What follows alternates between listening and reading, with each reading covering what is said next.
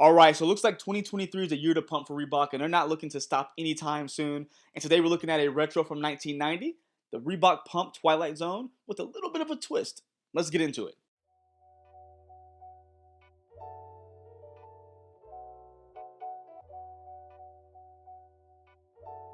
Hey, what's going on, everybody? It's Mike from sneakerhistory.com, and we are back with another video. Guys, thank you so much for joining. If you hadn't done so already, hit the subscribe button down below. Hit the notification bell so you know when new videos come out. Make sure you hit the like button. Leave a comment. Those positive responses help. I mean, I guess if you don't like it, don't hit the like button. But those who do like it, those positive responses help the video get pushed through algorithms, so that way more people can see them and the channel can keep growing. So for everyone who's doing that already, thank you so much. I really do appreciate you. Now, getting right into the sneaker, you already saw from the intro, we're looking at the Reebok Pump Twilight Zone. And big shout out to Reebok for sending this over. I really do appreciate you guys, especially because I saw photos of the sneaker. I think they're really nice looking, but it's one of those shoes I didn't know I wanted until I got it in hand. So I didn't even know these were coming. They showed up yesterday, right as we were leaving for where were we going? I guess it's not important, but we were leaving the house and it was popped up for me. And I opened the box and I immediately was like, yep, I'm gonna wear these a lot. So I had to get a review out as soon as I could for you guys. And this is just one of those sneakers that just screams 90s. I mean, I know we look at retro basketball and say, oh, okay, cool, retro, blah, blah, blah. But this looks like an era. If you guys go looking back at old sitcoms, whether it be like Family Matters, Saved by the Bell, pick a 90s sitcom, you're gonna be seeing someone wearing a shoe just like this on the screen. And I love that. I mean, in 1990, I was one, so I don't remember much from that, but I was always a big fan of those old shows, and seeing stuff like this really just like, wow, man, you know, it's really cool to me. Now, getting into the shoe, it is gonna be an all leather and synthetic leather makeup, predominantly a white sneaker. So be sure you got your sneaker cleaners, pick a brand on hand, make sure you keep them clean. But I feel like these are gonna just wear nicely, not like the Mason Margiela pair they were selling for like $1,000. But I feel like you put some personal wear in these bad boys, but the creasing, I feel like just the natural yellowing from being dyed by the sun and maybe dirt and crap you get onto it, I think is awesome. So anyway, first things first, we're gonna get to the front of the shoe, to our mud guard, which is gonna be done in the genuine leather here right across the toe box. Again, smooth white leather, very nice, very soft, which is good because it feels good on foot. Now, right on top of that, your toe box, again, smooth leather, the genuine leather. It is gonna have about 10 perforation holes here right across the lateral side of the sneaker, so you see that here. Gets them for a little bit of breathability.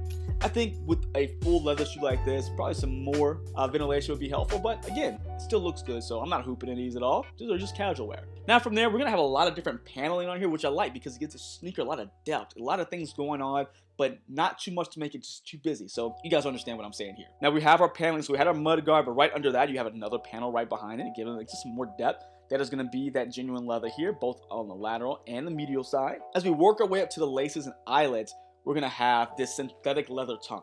But it's two cuts of synthetic leather. So the main part of the tongue, which I guess, not necessarily the main, let's just say half. We'll half it. The half of the tongue towards the bottom piece is going to be really soft, almost kind of like a thinner synthetic leather. It gets to be a little softer on your foot, make sure it's comfortable. But then you cut it right to the top, you have a seam. I'll get closer pictures, of course, for you guys. There's a seam right across the top. It's going to break into like a thicker vinyl or synthetic leather because it's going to house that pump system, which of course the shoe's namesake is. It will have Reebok and basketball embroidered in black. On top, you're going to have like a rubber setup to have your red basketball, which says the pump, and then a release valve that is raised in black as well. Now, I get a lot of questions in the comments saying, hey, Mike, does the pump work? Or just going straight into, hey, the pumps don't work on the new Reeboks. Now, I've never had an original pump from back in the day, so I couldn't tell you what the difference is. I will tell you this, yes, there are some differences in the pumps. I will say that the best pumps I have used so far in these sneakers have been the recently reviewed Question pump, which I'll put a link up there for you guys. My Insta Pump Theories, those two are the best. I've had some that probably don't perform as well, but when I think about it, it's me personally, I'm not playing basketball in any of these old pump sneakers.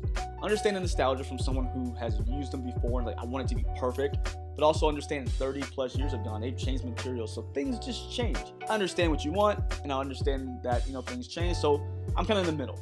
So yeah, you spend money on it, you want it to work. So I will tell you that I've used these. You have to put some effort into it. It does work. The bladder's only in the tongue. So you're not gonna get a full bladder around the sneaker like in the heel area. It is only gonna be in the tongue, which I think a lot of the new pump retros have gone to. Just probably makes it easier and probably cheaper for production. So it is what it is there. But you do have to go ahead and you have to put some effort behind it to get it going. And I can actually feel it in the tongue. You can feel it inflating behind the tongue area. You just have to, again, put the effort behind it to do it.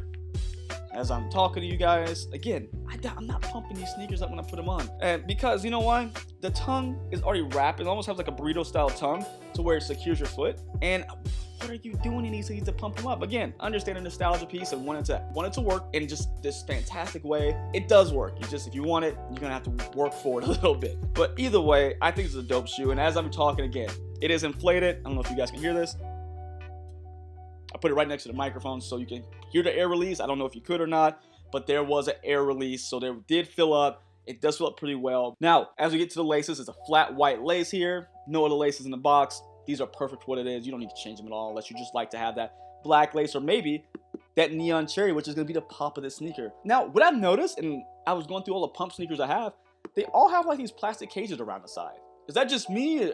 Are all basketball pump sneakers like that? But I've noticed that they all have these plastic cages that house a lot of different accent colors, which is really cool because this, again, gives it depth, gives it color, gives it pop. You're going to get the bigger cage here on the top, neon cherry and black, and then just the black towards the bottom eyelets here. Now, as we get to the top, there are going to be your high collar eyelets, which are going to be done in a synthetic leather, which this is going to be one of the pieces of synthetic leather, which I've noticed is not just the front. I'm sorry, I noticed that the front is mostly the genuine leather, but as we get towards the back, that's going to be more of the synthetic leather / vinyl. Not sure why, but I'm sure it makes sense in the minds of the designers out there. Maybe they just want to provide a little bit more security in the back of the sneaker with it being such a high top. Not too sure, but that's, I guess, my reasoning. Who knows? But as we get to the collar, you're going to have that same black color here done up in like, again, what is that? Yeah, it's a synthetic leather that has like a piping done up in black, but sits on top of a a cherry mesh, which again provides a super nice pop going along with the cages and the pump right up top. And as we get to the sides of the sneaker, we're gonna have our Reebok branding done up in embroidery, which is black and neon cherry as well. And this is gonna be another piece of genuine leather going across the back here. You can see the grains here, you can see the cuts, and that's gonna stretch around the heel, down the back, and of course to the medial side as well. And as you get to the back of the shoe, you're gonna have your synthetic leather. There's gonna be kind of a couple bumps here towards the ankle collar. I guess probably helps if you're trying to put the shoe on and off. You get a little bit of traction there with your thumb. Maybe just a design piece. I'm probably making it up. The smooth leather right here we talked about, that's gonna be attached to that heel cup. And the big difference on this shoe is something that I didn't realize until I did some research. So shout out to the internet, I guess, and shout out to especially wear testers Chris Nightwing for putting a video out on I guess the first colorway they released, because I would never have known because I've never owned this shoe. But this Twilight Zone pump is not a full Twilight Zone pump. It's almost, I guess, a hybrid in sorts, because this sole kit we're looking at is actually from the Pump Omni Zone 2 or the D Brown pump. So instead of going with the old ERS system, which I have no idea what that entailed of, because the shoe actually didn't have that as a part of the sneaker, I didn't go diving into what the technology was, but it's a different sole kit, which I'll put a picture up here so you guys can see the difference in what it looked like from an old archive picture I found. Now, this is gonna share, again, similar setup from midsole to outsole as the D Brown pump, while having the same construction on the outside, putting a couple different color hit pods there. But going into that herringbone traction and neon cherry here, you're gonna have this, I guess, this radial piece. I guess it provides some traction as you're pivoting maybe, but again, I'm not playing basketball in these. You're gonna have your all black rubber towards the back with some hits of white. You're gonna have your Reebok branding here done up, and then you're gonna have your Hexalite cushioning. The shoe does still have Hexalite cushioning, and it's gonna be right there in the heel. So that is gonna be the full look at the sneaker. So I think it's a great looking shoe. I really do. Something different. We keep seeing the same 90s retro basketball sneakers. I like that brands like Reebok are coming out there. I was like, you know what? Let's put ours out. Let's go back and bring some of these other ones out of the vault that we're seeing. And I put them on foot. I didn't get to wear them out yet, but I did put them on foot just for you guys. So I give you those on foots because I took a few videos off of the on foots, and you guys let me know that you wanted some on foot pictures. So we're back, and I hope you guys appreciate them. But no, it's a great looking shoe. It's high. It is a high shoe. It is higher than some other retro basketball sneakers I put on, but they're okay. They're not up touching my knees. Like, these are still, I feel like they're shorter than the Shaq Attacks, because those were boots on me, felt like. But these, I feel like I can pull these off. Maybe the shape is just a little better for me, but I like them. They fit true to size. Try them on. I think you'll have the ability to go in the store and actually try these on, because there is a bit of a skinny toe box, so wide footers. I'm always suggesting go ahead and go half size up if you feel like, you know what, it looks a little slim for me. Try them on, but they are really comfortable actually. Super comfortable. That tongue, again, hugs you without even using a pump. That terry cloth inside is very soft. The leather across the toe box is nice and sits on your foot.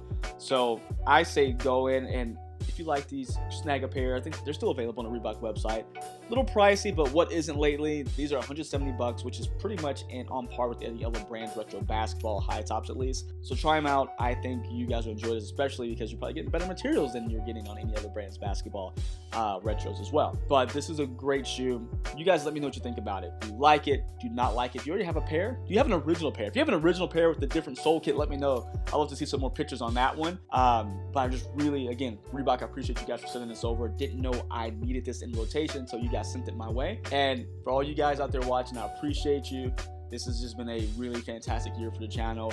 I really appreciate you guys sticking with it and, you know, watching the channel grow and helping the channel grow, of course. But until next time, guys, see ya.